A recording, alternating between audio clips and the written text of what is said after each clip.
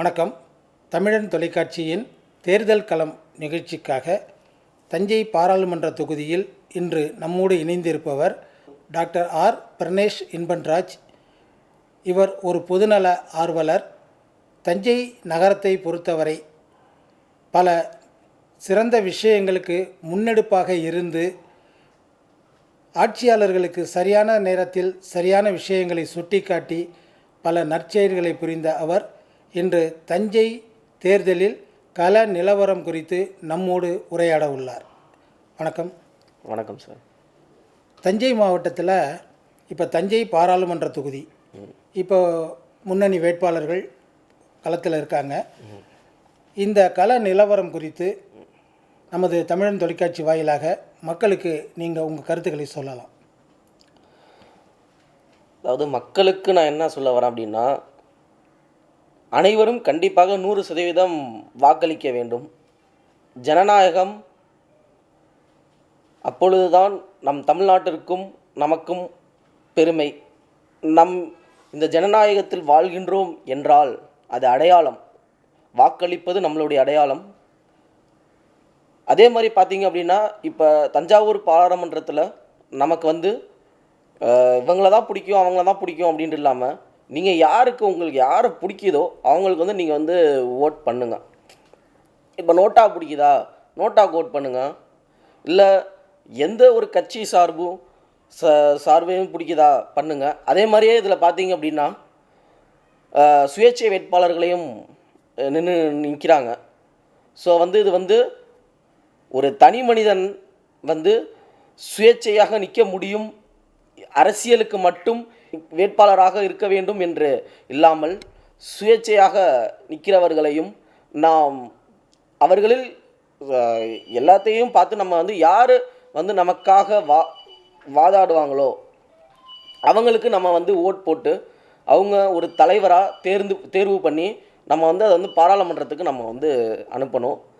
அதுதான் நம்மளுடைய கடமை, ஒவ்வொரு குடிமகனுடைய கடமை. அதுதான் நம்ம ஊருக்கு ஒரு பிரச்சனை, நம்ம தெருவுக்கு ஒரு பிரச்சனை, நமக்கு ஒரு பிரச்சனை அப்படின்னா பொதுவாக உள்ளவங்களுக்கு பிரச்சனை அப்படின்னு நான் நிற்கிறேன் அப்படின்னு சொல்கிறவங்களுக்கு நீங்கள் வாக்களியுங்கள் என்பதனை இந்த நேரத்தில் நான் மக்களிடத்தில் எடுத்து கூறுகிறேன்.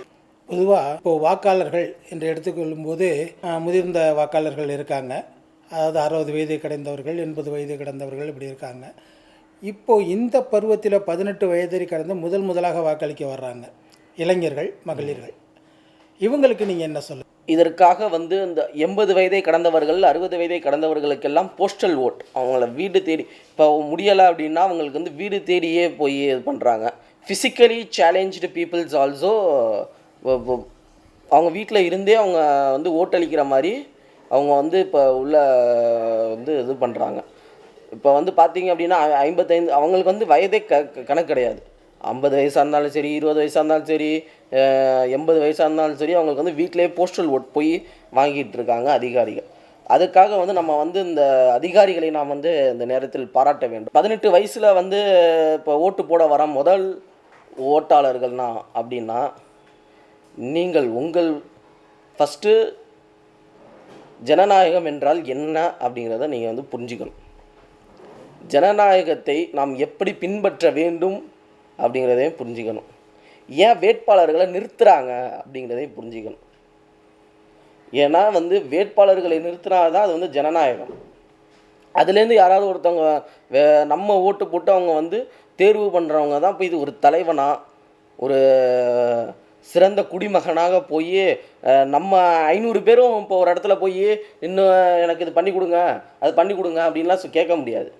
அதனால தான் இந்த ஜனநாயகத்தை கொண்டு வந்தாங்க.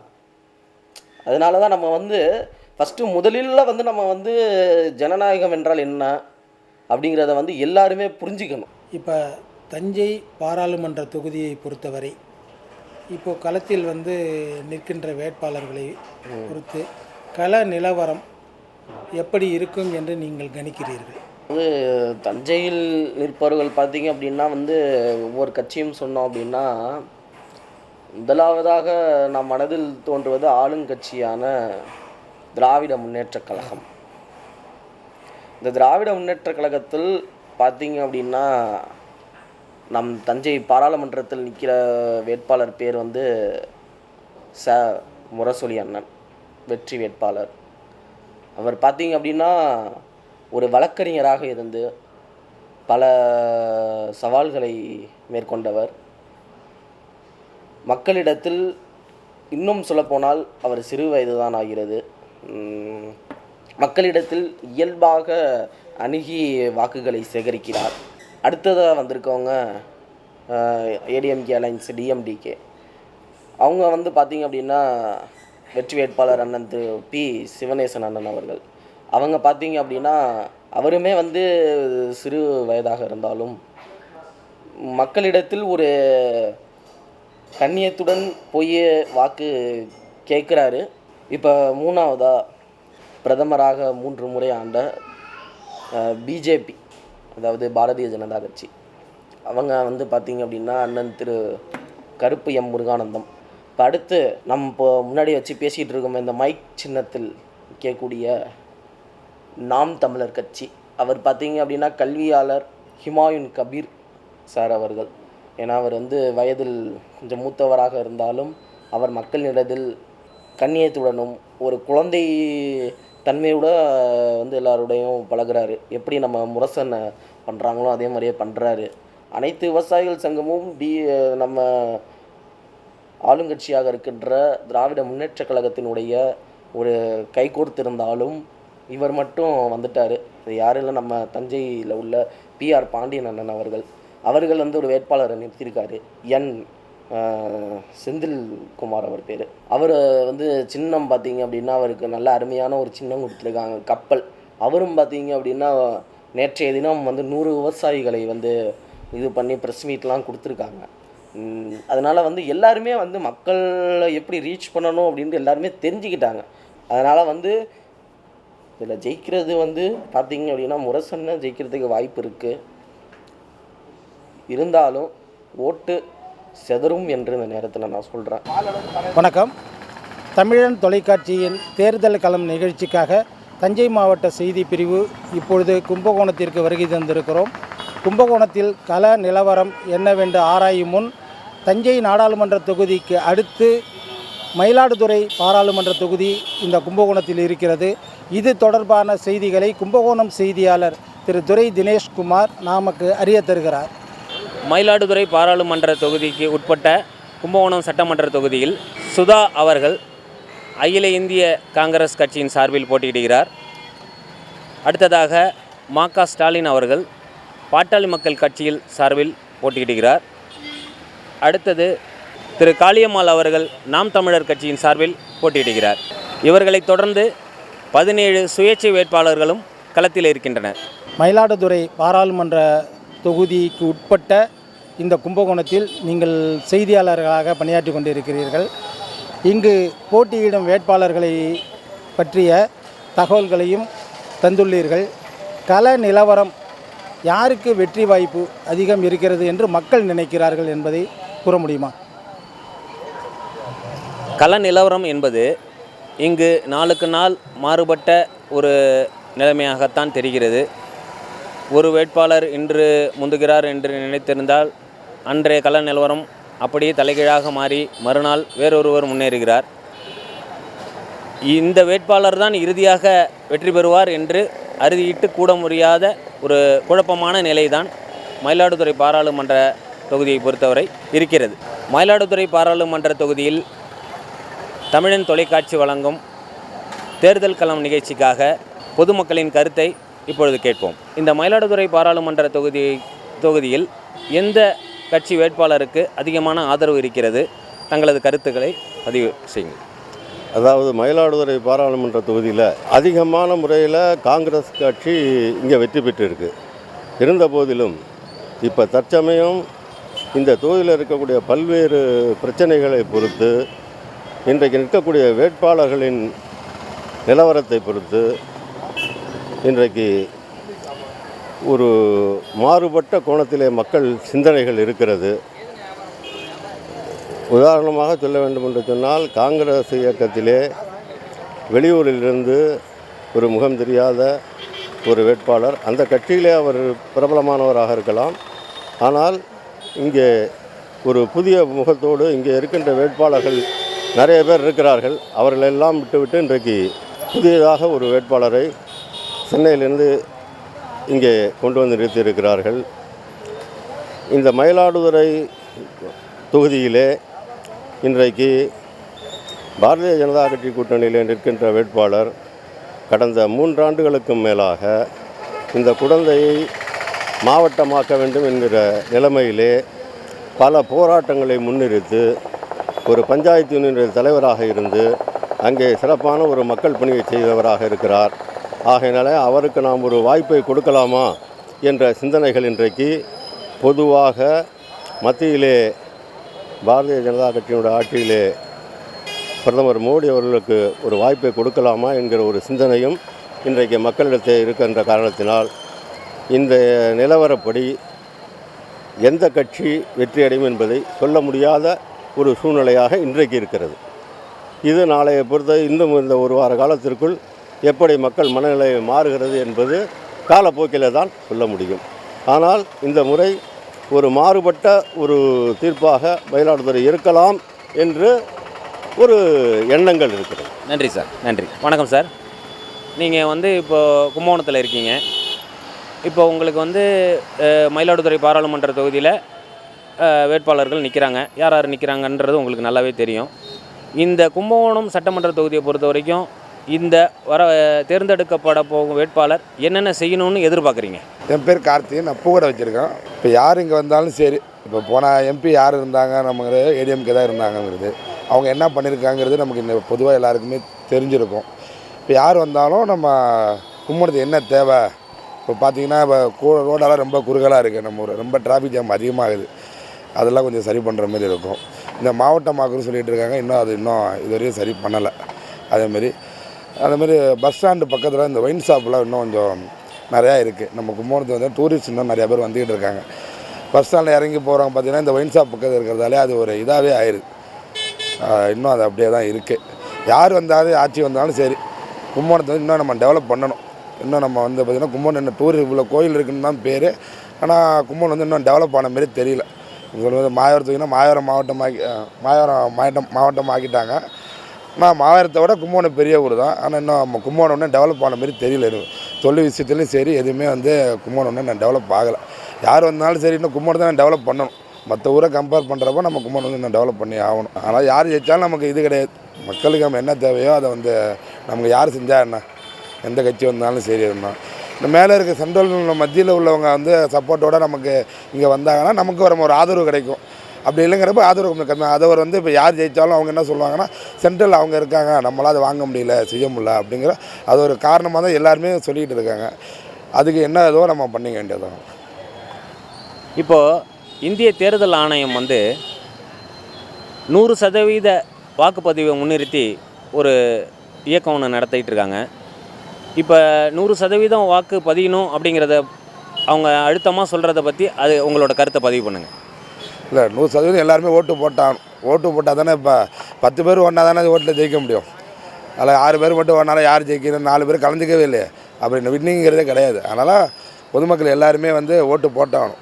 ஓட்டு போட்டால் தான் நம்ம வேட்பாளர் எப்படி கரெக்டாக நம்ம தேர்ந்தெடுத்தோங்கிறது எல்லாருக்குமே தெரியும். நன்றி சார், நன்றி. தமிழன் தொலைக்காட்சி வழங்கும் தேர்தல் களம் நிகழ்ச்சியில் தஞ்சை மாவட்ட செய்திப்பிரிவிலிருந்து மயிலாடுதுறை பாராளுமன்ற கள நிலவரத்தில் திருவிடமருதூர் சட்டமன்ற தொகுதிக்கு உட்பட்ட கள நிலவரத்தை தமிழின் தொலைக்காட்சி செய்தியாளர் சரண்ராஜ் அவர்கள் அந்த கள நிலவரத்தை நம்முடன் பகிர்ந்து கொள்வார். வணக்கம். திருவிடமருதூர் செய்தியாளர் டி சரண்ராஜ். இங்கே 17 பேர் போட்டிடுறாங்க. மயிலாடுதுறை பார்லிமெண்ட் தொகுதியில் 17 பேர் போட்டியில் இருவருக்கு மும்மன போட்டியாக கருதப்படுகிறது. அனைத்து இந்திய அண்ணா திராவிட முன்னேற்ற கழகம் ஒன்று பாமக சார்பாக போட்டியிடும் ம.க. ஸ்டாலின் அண்டு பாபுக்கு இருவருக்கும் கடுமையான போட்டி நிலவுகிறது. பொதுமக்களும் அது அதிகமாக எதிர்பார்க்குறாங்க. பொதுமக்களோட கோரைகள் நிறையா இருக்கிறது. பொதுவாக சாலை பராமரிப்பு சரியாக இல்லாமல் ஜிஎஸ்டி வரி யார் குறைப்பார்கள் என்று தொழிலாளர்கள் கடை உரிமையாளர்கள் பல விதமாக கவலைப்பட்டு வருகிறார்கள். யார் அது செய்வார்களோ அவர்களுக்கு எனது வாக்கு என்று பொதுமக்கள் எதிர்பார்க்கிறார்கள். குடிநீர் அத்தியாவசிய தேவையாக காணப்படுகிறது. இளைஞர்களுக்கு வேலைவாய்ப்பு பெருக்க வேண்டும் என்று பொதுமக்கள் கோரிக்கையாக இருக்கிறது.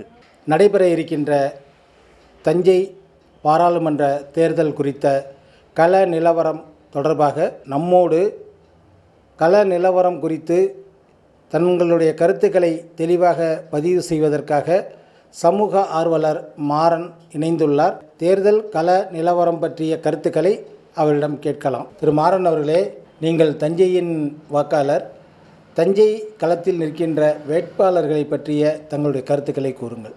திமுக சார்பாக முரசொலி அவர்களையும், பிஜேபி சார்பாக கருப்பு முருகானந்தம் அவர்களையும் எலெக்ஷன் நிற்கிற தெரியுது. இந்த தஞ்சை நாடாளுமன்ற தொகுதியில் களத்தில் போட்டியிடுகின்ற ஒவ்வொரு கட்சியின் சார்பாகவும் போட்டியிடுகின்ற வேட்பாளர்களில் முன்னணியில் இருப்பவர் முரசொலி திமுக வேட்பாளர். இரண்டாவது இடத்தில் வருபவர் திரு கருப்பு என்கிற முருகானந்தம் பாரதிய ஜனதா கட்சியின் சார்பில் போட்டியிடுகிறார். இவர்கள் இருவரை பற்றிய பொதுவான கருத்து, மக்கள் என்ன நினைக்கிறார்கள் என்பதை சமூக ஆர்வலர் மாறன் நம்மோடு பகிர்ந்து கொள்கிறார். இது வரைக்கும் பார்த்திங்கன்னா தஞ்சாவூரில் நிறைய இடத்துல நாங்கள் மக்கள்கிட்ட கலந்து பேசும்போது பிஜேபியை விட திமுகவுக்கு முரசொலி அண்ணா அவர்கள் வெற்றி வாய்ப்பு அதிகமாக இருப்பதாக மக்கள் மனசில் பேசிகிட்டு இருக்காங்க. நான் ஒவ்வொரு இடத்துக்கும் போய் சந்திக்கும் போது ஒவ்வொரு நபரும் அவருக்கு வெற்றி வாய்ப்பு அதிகமாக இருக்கிறதா பேசிகிட்டு இருக்காங்க. அவருடைய வெற்றி வாய்ப்பு பிரகாசமாக இருக்குது. நீங்கள் ஒரு சமூக ஆர்வலர், தஞ்சை மக்களோடு பழகுபவர். இந்த தொகுதியை பொறுத்தவரை தஞ்சை நகரத்திற்கு இன்னும் என்னவெல்லாம் அடிப்படை வசதிகள் மேம்படுத்த வேண்டும் என்பதை கூறுங்கள். இப்போ மக்கள் பார்த்திங்கன்னா போக்குவரத்து இன்னும் ஒரு சௌகரியமாக பண்ண முடியல. நிறைய வேகத்தடை சாலையில் பார்த்திங்கன்னா அதிக தடையான வேகத்தடை இருக்குது. ரோடு சரியான அளவுக்கு இன்னும் சீர்படலை. அதுமாதிரி பைபாஸ்லேயும் பார்த்திங்கன்னா ரோடெல்லாம் இன்னும் கொஞ்சம் அகலமாக வரணும். போக்குவரத்துக்கு இன்னும் இடையூறாக தான் இருந்துகிட்ருக்கு. இன்னும் நல்ல தரமான சாலைகள் கிடச்சிதுன்னா மக்கள் பயணத்துக்கு சௌகரியமாக இருக்கும். இப்போ இந்த இருவரில் முரசொலிக்கு வெற்றி அதிகம் என்று சொன்னீர்கள். முரசொலி வெற்றி பெற்று வந்தால் இந்த தஞ்சை பகுதிக்கு என்ன அடிப்படை வசதிகள் செய்வார் என்பதை நீங்கள் எதிர்பார்க்கிறீர்கள்? இப்போ பார்த்திங்கன்னா இனிமேல் வரப்போகிற எதிர்காலத்தில் பார்த்திங்கன்னா மக்கள் போக்குவரத்து மிகப்பெரிய ஒரு விஷயம். அது பார்த்திங்கன்னா இந்த விமான போக்குவரத்து இப்போ இங்கே தஞ்சாவூர் வரதா சொல்லிட்டு இருக்காங்க. அது வந்ததுனாக்கா இன்னும் மக்களுக்கு நிறைய சௌகரியங்கள் கிடைக்கும்.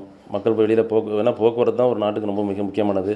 அது இப்போ இங்கேருந்து சென்னை போகிறது, இப்போ திருச்சி போகிறத விட தஞ்சாவூருங்கிறது கிட்ட வரும்போது இப்போ நமக்கு நேரம் அதிகமாக மிச்சமாகும். நிறைய சௌகரியங்கள் கிடைக்கும். அது மாதிரி விமான போக்குவரத்து இங்கே வந்துச்சுன்னா தஞ்சாவூருக்கு மிக சிறப்பாக இருக்கும். சென்னையிலையோ இல்லை பாம்பேயில் அந்த மாதிரி இருக்கிற மெட்ரோ ட்ரெயின் இந்த மாதிரிலாம் நவீனமான வசதி எல்லாமும் தஞ்சாவூர் திருச்சி இந்த மாதிரி வந்துச்சுன்னா தஞ்சாவூருக்கு மிக சிறப்பாக இருக்கும். இதெல்லாம் வேணும்னு நாங்கள் எதிர்பார்க்குறோம். மற்ற பெரிய நகரங்களில் இருக்கிற வசதிகள் தஞ்சாவூருக்கும் வரணும் அப்படின்னு எதிர்பார்க்குறோம். இதை நம்ம தலைவர் செய்வார். வெற்றி வேட்பாளர் முரசொலியார் வந்து ஜெயிச்சு வந்த பிறகு இதெல்லாம் செய்வார்னு நாங்கள் எதிர்பார்க்குறோம். தஞ்சையோடு தமிழகத்தின் தலைநகரம், இந்தியாவின் தலைநகரத்தை இணைக்கக்கூடிய போக்குவரத்து வசதியை பற்றி சொல்லி கொண்டு இருக்கிறீர்கள். மேலும் என்ன அடிப்படை வசதி இங்கு குறைபாடு உள்ளது என்பதை நீங்கள் சொல்லலாம். இப்போ பார்த்திங்கன்னா இப்போ வெளி மாநிலங்களுக்கு போகிற ரயில் பார்த்திங்கன்னா சென்னை போய் தான் போக வேண்டிய ஒரு அவசியம் இருக்குது. அது இங்கே தஞ்சாவூர்லேருந்தே போணுச்சுன்னா இன்னும் மக்களுக்கு சௌகரியம் அதிகமாக இருக்கும். அதுமாதிரி மருத்துவக் கல்லூரி பார்த்திங்கனாக்கா எல்லா வசதியும் எய்ம்ஸ் மருத்துவமனைக்கு சமமாக ஒரு மருத்துவமனை இங்கே தஞ்சைக்கு தேவைப்படுது. அது அவங்க செய்வாங்கன்னு எதிர்பார்க்குறோம். இப்போது தேர்தல் களத்தில் பிஜேபி, இந்த புறம் திமுக. தஞ்சை பாராளுமன்ற தொகுதியை பொறுத்தவரை இந்த இரு பெரும் கட்சிகளும் கூட்டணியில் இடம்பெற்று சக கட்சிகளோடு இயல்பாக செய்து கொண்டு இருக்கிறார்கள். எல்லா தலைவர்களும் இந்த தொகுதிக்கு போயிட்டுருக்காங்க.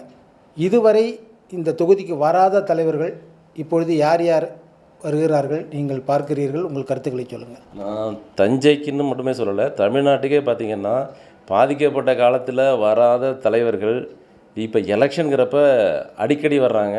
அதிகப்படியாக வாக்குறுதி தர்றாங்க. ஏற்கனவே சொன்ன வாக்குறுதியெல்லாம் பார்த்திங்கன்னா எத்தனை வாக்குறுதி காப்பாற்றிருக்காங்கன்னே சொல்ல முடியல. அதுமாரி பார்த்திங்கன்னா இப்போ சொல்கிற வாக்குறுதியும் காப்பாற்றுவாங்களாங்கிறதே தெரியல. ஆனால் இப்போ நமக்கு பார்த்திங்கன்னா பக்கத்தில் நம்ம கூப்பிட்ட உடனே செய்கிறவங்களும் நம்மளை ஆபத்து காலத்தில் நமக்கு உதவி செஞ்சவங்களும் பார்த்திங்கனாக்கா இன்றைக்கி நமக்கு பக்கத்துலேயே இருக்காங்க.